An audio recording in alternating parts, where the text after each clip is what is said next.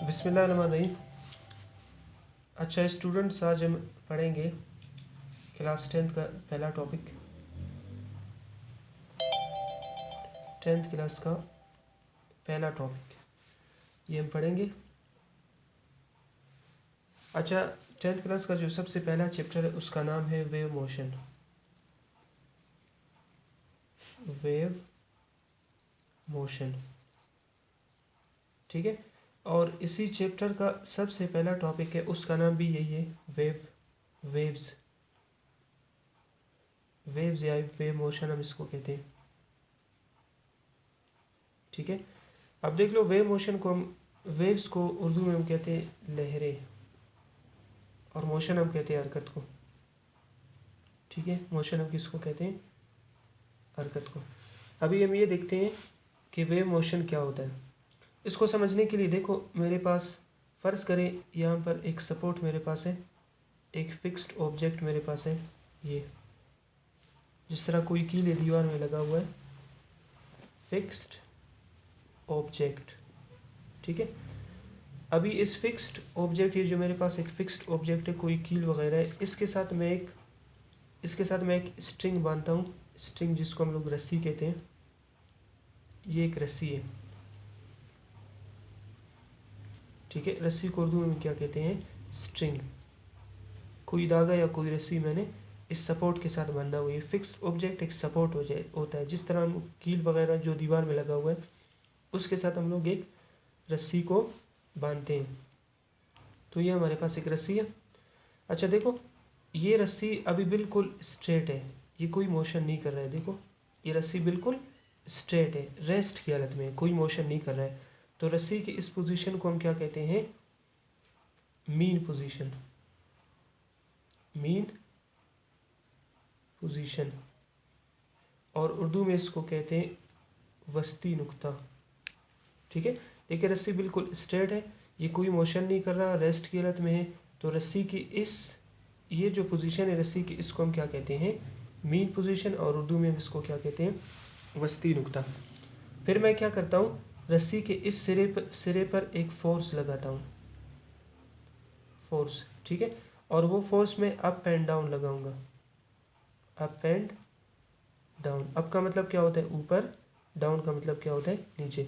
जब मैं इस रस्सी पर अप एंड डाउन फोर्स लगाऊंगा तो फिर ये रस्सी ये शक्ल अख्तियार करेगा, देखिए ये शक्ल अख्तियार करेगा, ठीक है। देखो, रस्सी पहले बिल्कुल स्ट्रेट था, जिसको हमने क्या नाम दिया था?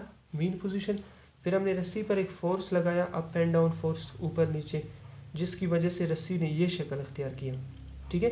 तो देखो, ये जो हमारे पास शेप बना, इसी शेप को हम क्या कहते हैं? वेव।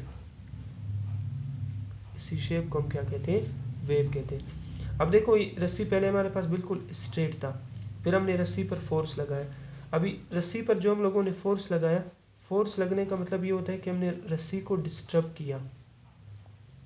हमने रस्सी को क्या किया? डिस्टर्ब किया। जब हमने रस्सी को डिस्टर्ब किया, डिस्टर्ब उर्दू में खलल को कहते हैं, खलल डालना। जब हमने रस्सी को डिस्टर्ब किया तो रस्सी में ये शक्ल पैदा हुआ, जिसको हम क्या कहते हैं? वेव्स, ठीक है। तो इससे हम एक नतीजा अखज़ करते हैं कि जब भी हम किसी मीडियम को डिस्टर्ब करते हैं, तो उस डिस्टर्बेंस की वजह से वेव्स पैदा होते हैं, ठीक है। तो आपने ये बात नोट करना है कि हमेशा डिस्टर्बेंस की वजह से वेव्स बनते हैं, ठीक है। रस्सी बिल्कुल स्ट्रेट था, मीन पोजीशन पर था, फिर हम लोगों ने रस्सी को डिस्टर्ब किया, उस पर अप एंड डाउन फोर्स लगाया।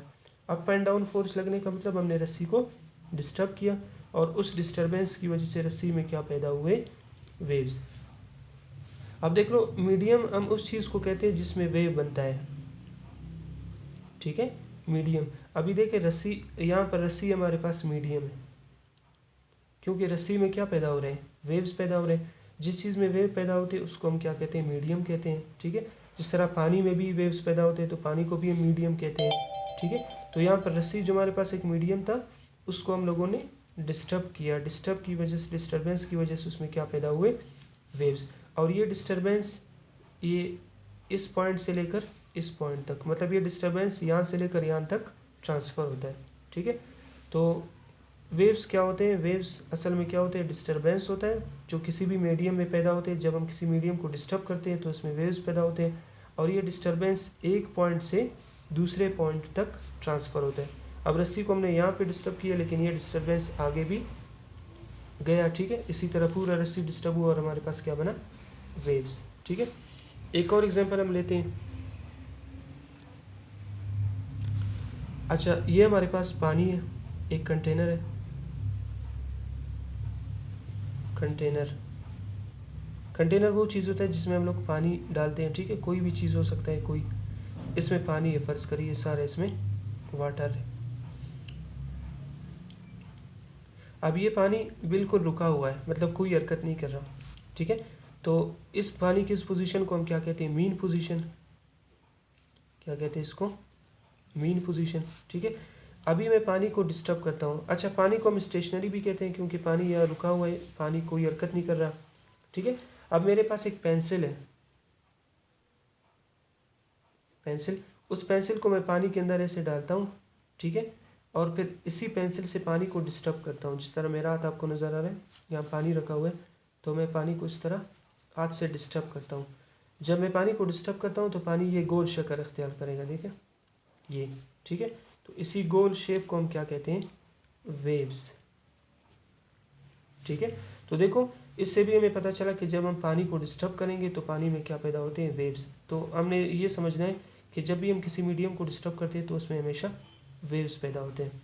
यहाँ पर रस्सी हमारे पास मीडियम था और यहाँ पर मीडियम हमारे पास पानी है। जब हम मीडियम को डिस्टर्ब करते हैं तो वेव्स पैदा होते हैं, ठीक है। नेक्स्ट लेक्चर में फिर हम इंशाल्लाह मज़ीद इसको डिटेल से देखेंगे।